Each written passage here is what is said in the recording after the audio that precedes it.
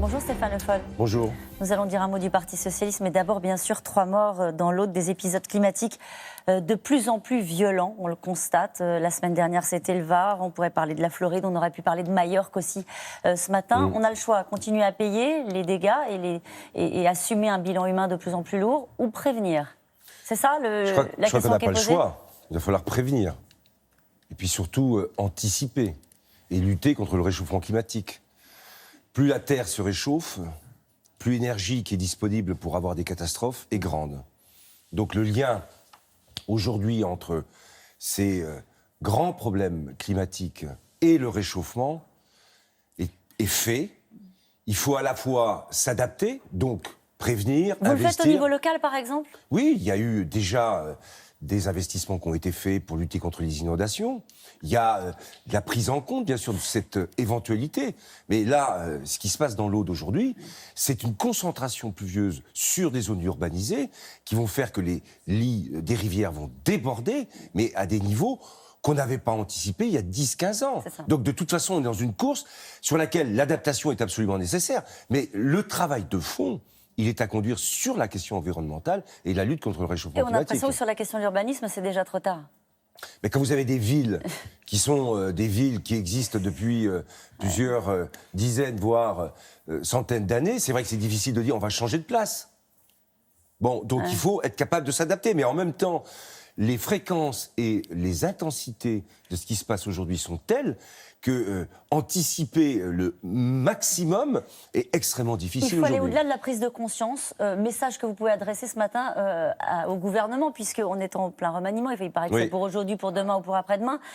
Nicolas Hulot, en claquant la porte, avait eu un diagnostic assez sévère à l'endroit du bilan de ce gouvernement. Est-ce que vous avez des attentes particulières sur Moi, j'ai des attentes toutes simples. On va mettre des milliards sur la table pour les entreprises, pour la suppression de la taxe d'habitation. Des milliards, autour de 40 à 50 milliards.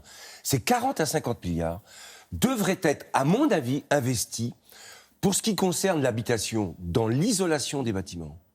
Le logement, moins on consommera d'énergie, moins on émettra de gaz à effet de serre. Ça donnera du pouvoir d'achat et de l'activité. Économie, écologie et pouvoir d'achat.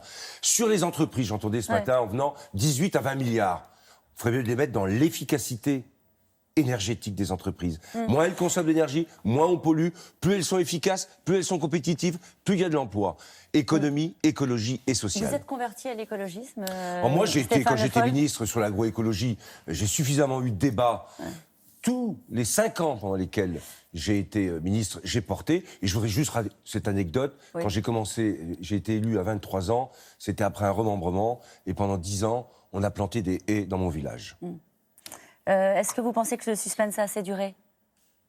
Je ne sais pas si c'est un suspense. Je finis par me demander si c'est pas d'abord une difficulté. On parle bien sûr du remaniement. J'ai cru comprendre. J'avais deviné. Oui. Donc c'est très plus une réveillé ce matin, difficulté. Stéphane Le Foll. C'est une difficulté. On voit bien qu'aujourd'hui, on a une incapacité à faire des choix. Et alors, les arguments qui consistent à dire qu'il faut prendre son temps pour choisir, oui, évidemment. Ou alors, on fait les contrôles nécessaires. On l'entend un peu moins déjà, cet argument, mais il était au début. Écoutez, je trouve que à quoi serez-vous attentif ? À l'équilibre politique Oui, ou à en même l'équilibre politique, politique, le en même temps. à la présence d'élus de terrain qui montreraient que ce gouvernement a entendu la colère des territoires, comme on dit. Moi, je sens le constat suivant, c'est qu'on va avoir attendu longtemps pour pas grand-chose. Ni en termes de changement de ligne politique, ni avec des personnalités qu'on va peut-être faire bouger les unes les autres, changer 4-5 ministres. Est-ce que c'est pas toujours le cas quand il y a un remaniement ? Ah, c'est toujours le cas, puisque quand il y a des gens qui s'en vont, ou quand il y a des gens qui sont démissionnés, je me rappelle de Benoît Hamon et d'Arnaud Montebourg, il y a toujours un changement lié, bien sûr, à des postes qui sont modifiés. Faut-il que c'est un sens précis ? Aujourd'hui, tout ça est lié au départ de Gérard Collomb, qui n'a toujours pas trouvé de successeur, et on ne voit pas, dans ce qu'on entend, quelqu'un qui serait capable de prendre sa place. Christophe Castaner, c'est pas un bon casting. C'est ce qu'on entend. Christophe Castaner est est ministre des Relations avec le Parlement. Il est aujourd'hui à la tête de La République En Marche. Il deviendrait ministre de l'Intérieur ? Oui. Ça veut dire qu'il n'y a pas beaucoup de choix, alors. Bon, vous êtes d'accord avec moi ? Non. C'est dit. Le pouvoir d'achat, c'est vous qui le dites. Le gouvernement l'assure, octobre sera le mois de la baisse des impôts et des promesses présidentielles tenues, avec la baisse de 30% de la taxe d'habitation pour 80% des ménages. Est-ce que ça se voit déjà sur le terrain, au Mans ? Est-ce que les gens sont contents de voir leur Pour taxe l'instant, ça ne d'habitation se voit baisser? Est-ce pas. que vous avez compensé les impôts locaux? Vous avez Non, augmenté les c'est impôts zéro locaux. augmentation. Bon. Voilà, donc pour les Manceaux... Mais je trouve que le procès qui est fait au maire, et j'ai cru voir d'ailleurs qu'une pétition de La République En Marche dénonce ton maire, Oui. franchement, ils oublient de dire en même temps que cette suppression de la taxe d'habitation sera remplacée par quoi? Qui, plus les transferts de compétences, qui sont des dépenses supplémentaires. J'entendais tout de suite, juste en venant, la scolarisation à 3 ans, c'est des investissements supplémentaires à faire pour les maternelles, partout dans les communes. Bon, c'est compté? Non, c'est pas compté. Mais on dit on va supprimer la taxe d'habitation. Faut baisser. C'est un engagement du président de la République. Très bien. Mais attention à ce qu'on va faire ensuite par rapport aux collectivités. Et il est inacceptable de désigner les maires comme c'est fait aujourd'hui. Vous dénoncez la méthode et vous demandez à La République En Marche de lever le pied sur ce hashtag? Même pas de lever le pied. Je trouve inacceptable ce qu'ils font. On va parler du Parti Socialiste. Le parti a quitté définitivement la rue de Solferino ce week-end. L'aile gauche du parti, Emmanuel Morel et Marie-Noëlle Lienemann ont quitté le PS. C'est un échec de la nouvelle direction de rassembler toute la famille.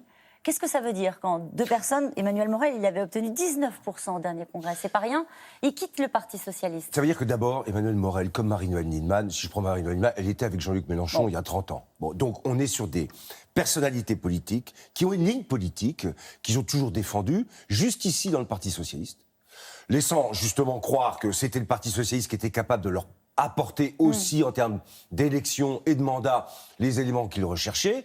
Aujourd'hui, ils vont aller chercher ces mandats ailleurs. Mais c'est vrai qu'ils n'ont pas vraiment changé idéologiquement. Ils sont proches de Jean-Luc Mélenchon. Il faut qu'ils aillent avec Jean-Luc Mélenchon. Le vrai problème qu'il y a au Parti Socialiste aujourd'hui, c'est son identité politique. Après ce qui s'est passé en 2017, après l'élection d'Emmanuel Macron, le 6% de Benoît Hamon, le fait que l'électorat socialiste s'est complètement éclaté, on a un vrai sujet. Quelle est notre identité? Tant qu'on n'a pas répondu... C'est ce qu'ils disent. Hein. Oui, mais eux, leur identité, elle est très simple. C'est d'être proche de la ligne politique de Jean-Luc Mélenchon. Ouais. Mais c'est pas mon identité politique. Vous redoutez des départs?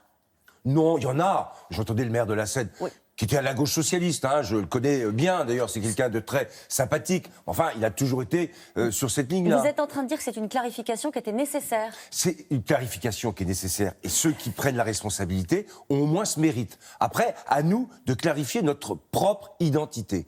Social-démocrate, économie, écologie et sociale. Est-ce que vous allez ouvrir la mairie du Mans aux sans-abri comme l'a fait Anne Hidalgo? Mais moi, je n'ai pas un hôtel de ville aussi grand que l'hôtel de ville de Paris, mais il faut qu'on fasse des efforts sur l'hébergement et on est en train d'y travailler. Ouvrir la mairie, c'est une bonne idée?